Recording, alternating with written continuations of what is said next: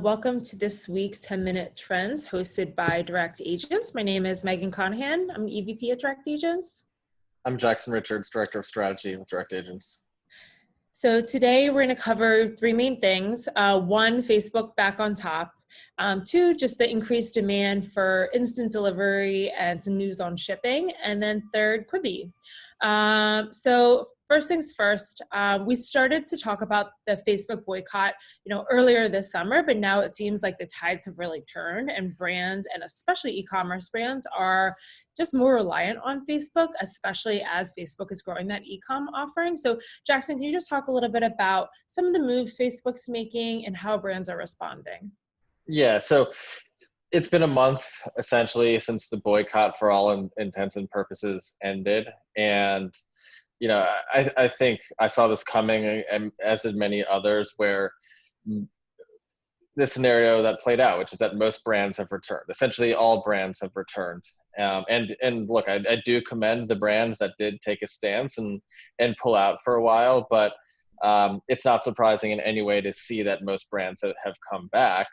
And it's simple, really, to understand why. It's because most brands really do rely on Facebook and Instagram as sales channels and as demand drivers. And now that we have a little bit of distance and perspective on the boycott, we can see that it really wasn't e-commerce first businesses that were boycotting, right? It was branding dollars. It was CPG brands who relied mostly on stores or other sales channels for driving revenue. And it's just because e-commerce first brands rely so heavily on that. So, the pandemic definitely slowed down Facebook, ad revenue for this year, but their future is they're going to be right back, growing considerably, and they're making moves to take advantage of like this just accelerated shift towards e-commerce that we're seeing this year. And they've been rolling out new shopping features. So, over the last, in previous episodes, we've talked about, Facebook shops and Instagram shops that have rolled out. But even more recently, over the last few weeks, they've been rolling out new features within Instagram. They rolled out a new shop section. So it's not too dissimilar, but you can browse products from brands and creators, and now that's rolling out into the Facebook app as well. And it's not like Facebook marketplaces, which is kind of like user to user selling. This is actually brands and creators being able to list products that are going to be able to shop and be browsed. So Facebook has been making moves for a long time now into e-commerce and selling directly, but they keep putting out more and more features, and brands love it because it's the data that they have access to in terms of targeting and understanding their customers and reaching them all within one kind of cohesive place.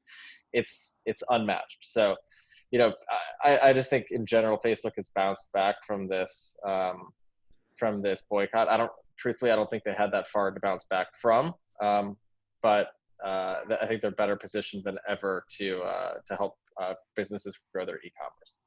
Yeah, and especially as users start getting used to like purchasing things on Facebook, we always say be where your customer is. So if this is kind of the road everyone's kind of leaning towards, it's gonna be really hard for e-com brands to not be there. There was a question from one of the attendees, if you know of any brands that are still boycotting that are in the e-com space. I know some brands are still boycotting, but I don't think they're necessarily e-commerce specific. Do you know of anything? Yeah, if you can please just email marketing at Direct Agents with the question, because I don't want to misspeak, and I don't know an e-commerce brand specifically that is still boycotting. I'm sure they are out there. I'm not doubting that at all. But I definitely don't want to misspeak and name the wrong brand. Yeah. So if just email marketing@directagents.com and we'll get back to you. I know we have kind of an ongoing list that's separate of all the brands that have continued with their boycott, and the ones that obviously have not. Okay, so the second thing we want to talk about, and there's been a lot of conversations, and if you attended our our summit last week on holidays, we talked about this a lot, but there's a lot of talk about Q4 and possible shipping delays that are going to come with it. And we're seeing a lot of movement in the shipping and delivery space. So can you just talk a little bit about kind of what we're seeing from brands and also what brands should be aware of when it comes to shipping? Yeah. So a few weeks ago in our 10-minute trends, we talked about how Walmart had partnered with Instacart to level up their same-day shipping, particularly within grocery, to help compete with Amazon. And this week now, we're seeing a partnership announced between Vitamin Shop and Instacart. And it makes sense for these types of partnerships make sense, like intuitively for grocery, right? Like that's a more immediate need. You might need it same day. For products like vitamins, it makes sense, but it's not as intuitive that like I would need these vitamins or these supplements, whatever, on the same day that I'm placing that order.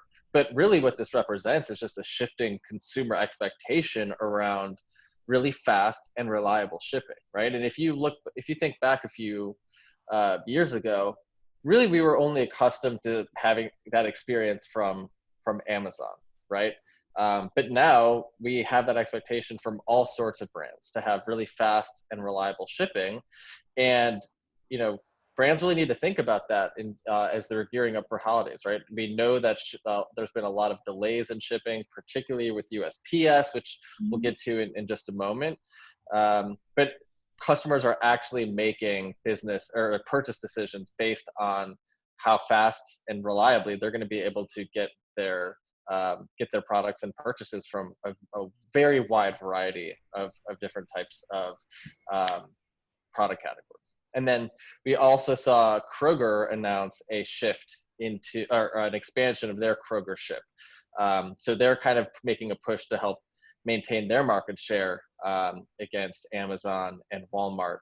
They've had pretty vast shipping capabilities for the last few years now, but now they're kind of rolling out into like just general home goods e-commerce and same day fast shipping. So it's just getting more and more competitive, and it gets a little bit harder and harder like every month, it seems like, for smaller brands to compete with that. But I think that points, and we've been talking about this for weeks now, just the importance of diversifying your sales channels and partnering with shipping providers, because it's going to be tough. One more point on this that I wanted to talk about is USPS. They announced, they've been in the news, a lot lately for various things going on, but one thing that was announced is there's going to be shipping fees on top around holiday shipments. So between like November and like through the end of Christmas, there's surcharges, right? So that's going to, either brands are going to have to pass off those costs to customers, which, is not necessarily great for sales, or they're going to have to take that in themselves. And, again, circling back to trends we've talked about in previous episodes, like it plays the importance of giving your customers flexibility in how they engage with you, right? If you can move to buy online and pick up in store, you can kind of bypass, that sort of challenge of increased surcharges for shipping. Now, of course, not every brand is able to do that. Not every brand has physical stores, but the same theme applies, right? Which is, how do you give more flexibility to your customers and how they engage with you? And that usually pays off in terms of the number of customers you're able to acquire. Yeah, it's going to be really interesting this year to see when that, last year and previous holidays, the last day for free shipping would come very close to, December 25th. So it'll be very interesting to see kind of when that cutoff is this year too. And then the last thing we wanted to talk about, and we talked about this a few times over our 10-minute trends, is Quibi, right? They launched a while back, but obviously it was a kind of inopportune time. Their whole thing was, mobile viewership, right, as everybody was just staying home. So they obviously had a really rocky start, but they're making some pivots now, which is really good to see. So can you just talk about how Quibi is continuing to change this offering, and then how that affects how it competes within the broader kind of OTT or subscription or streaming services?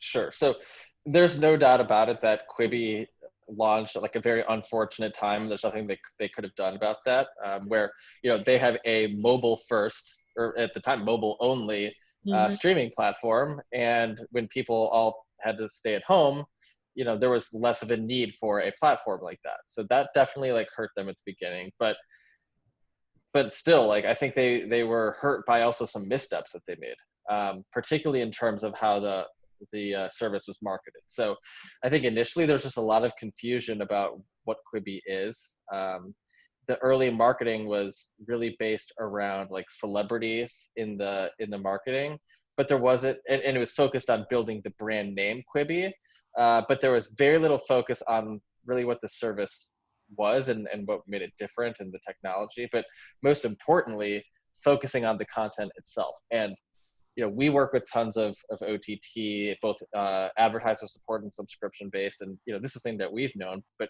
it's the content itself, the shows, the movies that people tend to sign up for, not the name of the service.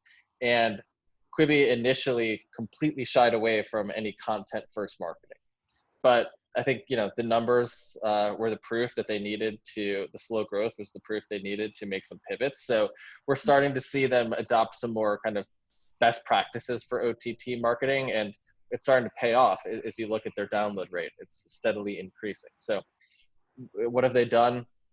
They have moved to more content first marketing. So we're seeing a very heavy push for titles like The Stranger. They're doing reboots for like Varsity Blues and Reno 911, and really starting to focus more just on the content itself rather than the service.